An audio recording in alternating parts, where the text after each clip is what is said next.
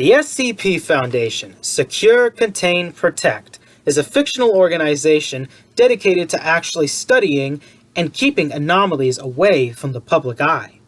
The SCP Foundation has gone through so many different SCPs that there are just too many to count by. But I want to go by the main SCPs that I want to talk about myself. But the actual foundation does not exist. But in study-wise, it's part of the government. So basically the government is working on trying to handle these anomalies. Each one is by the three main classes: Safe, Euclid, and Keter, which I will get to later on in this video. Each one has their own style, and each one has been kept safe all these years inside different types of sites, however are classified, so I will not tell them here. But I want to go through each SCP and mostly a little bit of their backstories and how they came into this world. SCP Foundation had so many SCPs that I want to go by the ones I know best. But this organization has kept these anomalies into these three main classes. Safe are for safe SCPs, SCPs that won't put any harm or danger to others.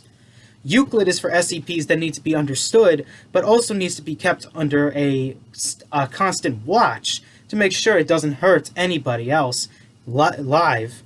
And then there's Keter, which is dangerous SCPs that need to be under constant surveillance each time. There have been so many SCPs that it's ridiculous how many there are.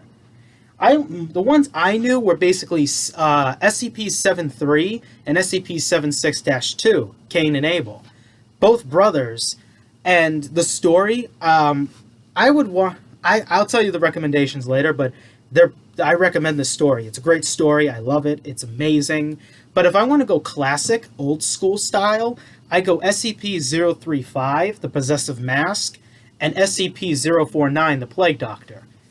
Both of them are different types of object classes, the similar thing with Cain and Abel, but their backstories are pretty good too. I love SCP-049. He's probably my favorite SCP out of all of them. And then there's other anomalies that pretty much are either disappearance or they're well known. There's the hard to destroy reptile, the Build-A-Bear, and the Old Man. And then there was also the Old AI, which has been well known as being a very both wise but interesting SCP nonetheless.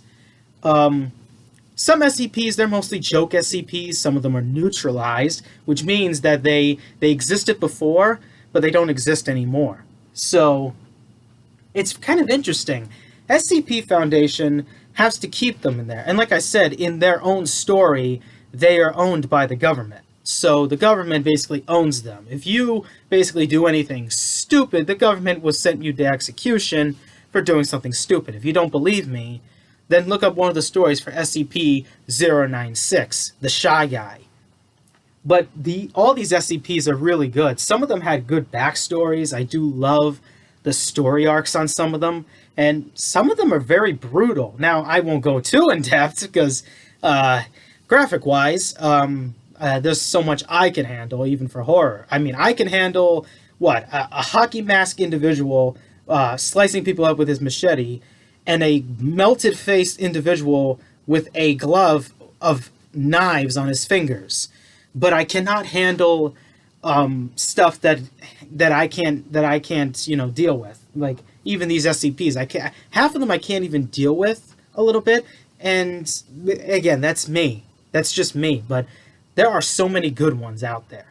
The one I couldn't look at still to this very date is the SCP-012, I think it was. It was the Bad Composition.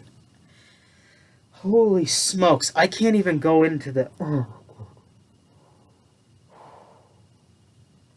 Yeah, Dom's Vlogs hates SCP-012. That shouldn't even be a Euclid SCP. That should stay as a Keter, or Keter. The reason why it was called Keter was because one of the fellow doctors named Dr. Keter passed away in their storyline. So that's what caused the Keter class to become formed. Then there's other ones that shouldn't be in the safe class, like God. That's SCP-343.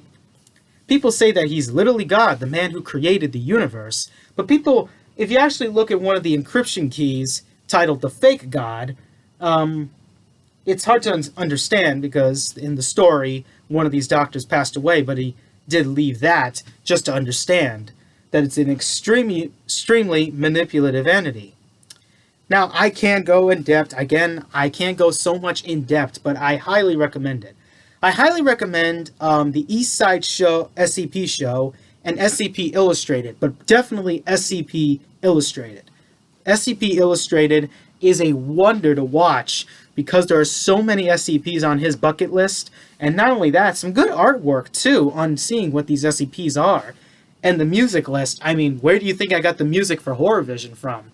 That's thanks to that. And it's credit to that too. I really do love the music on this one, and I highly recommend it for everybody to enjoy.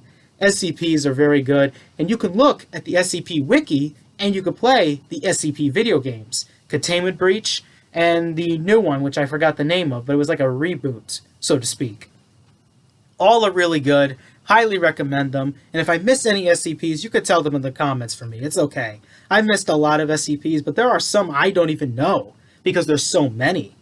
And even most people think, even the SCPs, what's the real 001? But I'm not going to go too far. All I can say is it's a great website you should look at in all these stories. But tomorrow, we're going to be looking at a Nickelodeon show from the 90s that some people think is terrifying, but for me, it's one of the delicious, spooky treats of 90s Nickelodeon.